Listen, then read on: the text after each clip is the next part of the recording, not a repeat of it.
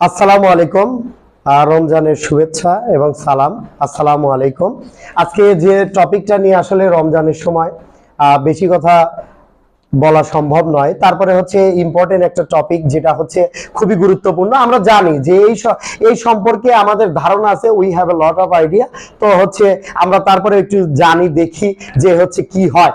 Okay, look at the board. সবাই আমরা বোর্ডের দিকে তাকাই এবং give your concentration on your study. Okay, look at the board. আমি এখানে লিখে গেছি as soon as the thief saw the police he ran away। আসলে মূলত আমাদের টপিকটা কি ছিল? অ্যাফারমেটিভ টু নেগেটিভ, এটাই ছিল নাকি? তো অ্যাফারমেটিভ টু নেগেটিভ আমরা এটা যখন পড়াবো তখন হচ্ছে as soon as, এটা হচ্ছে অ্যাফারমেটিভ সেন্টেন্স। কোন sentence? Affirmative sentence. Okay, affirmative sentence. But তোমরা কি জানো যে এই সেন্টেন্সটা আরেকটা সেন্টেন্স আছে, সেইটা কি সেন্টেন্স? কেউ কি বলতে পারবা? কোন সেন্টেন্স? কেউ কি বলতে পারবা?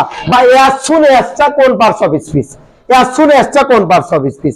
আমরা এগুলো দেখে আসতেছি, আমরা জেনে আসতেছি, খালি নরমাল অ্যাফারমেটিভ টু নেগেটিভ আমরা এগুলো করে আসতেছি। কিন্তু as soon as টা আমি বললাম এটা affirmative sentence. as soon as টা হলো কনজাংশন। কি? কনজাংশন। এবং এই সেন্টেন্সটা হলো কমপ্লেক্স সেন্টেন্স। কোন সেন্টেন্স? এই সেন্টেন্সটা আবার কমপ্লেক্স সেন্টেন্স। যখন কনজাংশন সেন্টেন্স থাকবে দুইটা ক্লজে যুক্ত করবে, একটা হলো তোমার সাবঅর্ডিনেট ক্লজ, একটা হলো ইন্ডিপেন্ডেন্ট ক্লজ।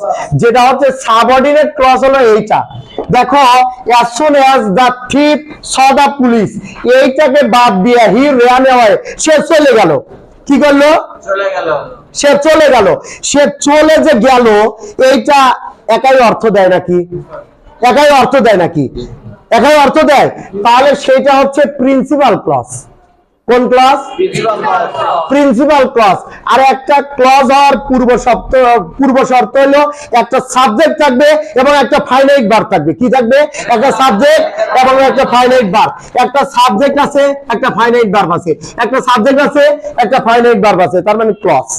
তার মানে কি? ক্লজ। as soon as যখন যুক্ত থাকবে তাকে বলা হয় সাবঅর্ডিনেটিং কনজাংশন। কি বলা হয়? তাহলে সাবঅর্ডিনেটিং কনজাংশন, তার মানে অবশ্যই সেটা সাবঅর্ডিনেট ক্লজ হবে। কোন ক্লজ হবে? তাহলে as soon as টা আমরা আজকে নতুন জানলাম, এটা হলো সাবঅর্ডিনেটিং কনজাংশন। ক্লিয়ার কথা? ক্লিয়ার। এবং এই সেন্টেন্সটা আমরা জানতাম হলো অ্যাফারমেটিভ, কিন্তু এই সেন্টেন্সটা আমার কমপ্লেক্স সেন্টেন্স। কোন sentence? Complex sentence. Complex. Clear? সবাই বুঝছো নাকি? as soon as তাহলে হচ্ছে কনজাংশন, আর এই সেন্টেন্সটা যেহেতু সাবঅর্ডিনেটিভ কনজাংশন যুক্ত আছে তাহলে অবশ্যই এটা হচ্ছে কমপ্লেক্স সেন্টেন্স। কোন সেন্টেন্স? Complex sentence. এবার আসি, আমরা এই as soon as যুক্ত থাকলে অবশ্যই নেগেটিভ করার সময় নোশনার হ্যাড দিয়ে করতে হবে। কি দিয়ে করতে হবে? কি দিয়ে করতে হবে? কি দিয়ে করতে হবে? কি দিয়ে করতে হবে? নোশনার। as soon as যুক্ত থাকলে যদি আমরা নেগেটিভ করি তাহলে অবশ্যই আমাদের নোশনার কি দিতে হবে? এখন আমার প্রশ্নটা হলো নোশনারটা কি? নোশনারটা কি? নোশনারটা কি? Which parts of speech do you have any idea? Conjunction তো আছেই, যেহেতু একটা সেন্টেন্স হবে, বাট নোশনারটা হলো, এই নোশনারটা নেগেটিভ অ্যাডভার্ব। এর নাম কি? এর নাম কি? এর নাম কি? Negative adverb. এর নাম কি? Negative adverb. কি নামের নাম? নতুন লাগতেছে না? এর নাম হলো নেগেটিভ অ্যাডভার্ব। নোশনারটা কি? Negative adverb. আমরা জানি যে as soon as থাকলে নেগেটিভ করার সময় আমরা নোশনার দিয়ে করব। কি দিয়ে করব? নোশনার দিয়ে। কিন্তু নোশনারটা কোন parts of speech? Negative adverb. যদি কোথাও আছে অ্যাডমিশন টেস্টে বা কোথাও তোমাকে জিজ্ঞেস করে তাহলে অবশ্যই নোশনারটা কি? নেগেটিভ। কি হবে? Negative adverb. কথাই ক্লিয়ার? ভেজাল আছে? বোঝা গেছে? ঠিক তো? তাহলে as soon as কোন সেন্টেন্স? Affirmative sentence. এর আরেকটা সেন্টেন্সের নাম বলছি কোন সেন্টেন্স? এবং as soon as থাকলে যদি নেগেটিভ করি তাহলে প্রথমে আমাদের নোশনার দিতে হবে। কি দিতে হবে? কি দিতে হবে? তারপরে আসলো হ্যাড। তারপরে আসলো হ্যাড। তারপরে আসলো, আমি আগেই বলি কিছু কিছু মানুষ আছে, যদি তুমি এই সেন্টেন্সটাকে আমার এই সেন্টেন্সটাকে নেগেটিভ সেন্টেন্স আমি জানতেছি, আবার এই সেন্টেন্সটা হলো কমপ্লেক্স সেন্টেন্স। কোন সেন্টেন্স? দেখো এটাও কমপ্লেক্স সেন্টেন্স, এটাও কমপ্লেক্স সেন্টেন্স, ঠিক আছে। আবার আমি যদি আর একটা নতুন জিনিস তোমাকে বলি যে এই নোশনার হ্যাডের যে নিয়মটা আছে, এই নোশনার হ্যাড যুক্ত থাকলে এটাকে যদি আমি ইন্টারোগেটিভ সেন্টেন্স বলি, তাহলে তোমরা হয়তোবা অবাক হইবা, হয়তোবা মনে করো যে পাগলও বলতে পারো যে স্যার মনে হয় পাগল হয়ে গেছে, কোনোদিন তো দেখিনি ইন্টারোগেটিভ সেন্টেন্স। বাট ইন্টারোগেটিভ সেন্টেন্সও বলা যাবে। কেন বলা যাবে? ইন্টারোগেটিভ সেন্টেন্সের প্রথমে অক্সিলারি ভার্ব থাকে। কি ভার্ব থাকে? দেখেন তো এই হ্যাডটা প্রথমে লিখছি না, এই সেন্টেন্সে হ্যাড প্লাস বি থ্রি হওয়ার কথা না, তাহলে হ্যাডটা আমি কোথায় লিখছি? এবং এটা ইন্টারোগেটিভ সেন্টেন্স। ইয়েস, এটা হলো ইন্টারোগেটিভ সেন্টেন্স, যেটা হয়তোবা অনেকেরই অজানা, এবং আজকে জেনে নেন আপনাদের সবারই অজানা থাকতে পারে ইন্টারোগেটিভ সেন্টেন্স। কিন্তু এই ইন্টারোগেটিভ সেন্টেন্সে প্রশ্নবোধক চিহ্নটা থাকে, নয় করে না, নয় করে না। আমার কথা কি বোঝা গেছে? এবং এইটা ইন্টারোগেটিভ সেন্টেন্স। তাহলে আমরা কি জানলাম?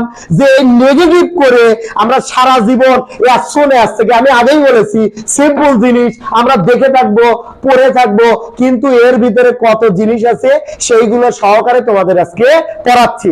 তাহলে এখানে আমরা দেখলাম যে আমরা অ্যাফার্মেটিভ সেন্টেন্স জানি, আবার এই সেন্টেন্সটা কমপ্লেক্স সেন্টেন্স আজকে জানলাম, এবং টা হলো কনজাংশন। ক্লিয়ার? তাহলে থাকলে নেগেটিভ করার সময় আমরা নোশনার দিব, ঠিক আছে। এখন নোশনারের পরে অবশ্যই কি হবে? হ্যাড। এই হ্যাডটা প্রথমে যেহেতু আমরা দিয়েছি সাবজেক্টের প্রথমে, দেখো তার থিপ আছে, সাবজেক্টের প্রথমে দিয়েছি, তাহলে অবশ্যই এটা কি ইন্টারোগেটিভ সেন্টেন্স। আবার আমরা করতেছি কি নেগেটিভ সেন্টেন্স। কি করতেছি? Negative sentence. কথা কি ক্লিয়ার? বোঝা গেছে? তাহলে কেউ যদি ধরে এই সেন্টেন্সটা কি উজ্জ্বল আছে, তাহলে ইন্টারোগেটিভ সেন্টেন্স। খালি আমি যে নেগেটিভ করতেছি তা কিন্তু না।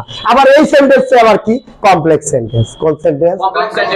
দুইটা ক্লজ আছে। ক্লজ হওয়ার পূর্ব শর্ত কি? একটা সাবজেক্ট এবং একটা ফাইনাইট ভার্ব থাকবে। কি থাকবে? একটা সাবজেক্ট এবং একটা সাবজেক্ট আছে, একটা ফাইনাইট ভার্ব আছে, একটা সাবজেক্ট আছে, একটা ফাইনাইট ভার্ব আছে, দুইটা ক্লজ আছে। কথা কি বোঝা গেছে? আচ্ছা, এইবার খেয়াল করেন নোশনারের পরে একটা কি দেব? হ্যাড। তারপরে সাবজেক্টটা লিখবো, এরপরে যেহেতু হ্যাড দিয়েছি, হ্যাড, হ্যাজ, হ্যাড থাকলে পারে যে সেন্টেন্সে থাকবে আমাকে অবশ্যই ভিতরি দেওয়া লাগবে। কি দেওয়া লাগবে? তাহলে এই 6 এর ভিতরি কি? সেট। কমা উঠে গিয়ে কি উঠে গিয়ে? কমা উঠে গিয়ে ধ্যান দিতে হবে। কমা উঠে গিয়ে কি দিতে হবে? ধ্যান দিতে হবে। আর বাকি অংশ তাহলে আমার নেগেটিভ হয়ে যাবে। কথা কি বোঝা গেছে? বুঝছেন? কথা কি ক্লিয়ার? এরপরে কোন সেন্টেন্স আছে? as soon as the teacher entered the class, the student stood up। তাহলে প্রথমে আমার কি দিতে হবে? নোশনার। as soon as এর পরিবর্তে কি দেব? তারপরে সাবজেক্ট লিখছি, তারপরে ভিতরি, এন্টার এর ভিতরি কি? এন্টার্ড। তারপরে দা ক্লাস, কমা উঠে গিয়ে কি হবে? কথা কি বোঝা গেছে? বুঝছেন নিয়মটা? সবাই বুঝছেন? কথা ক্লিয়ার? Thanks a bunch.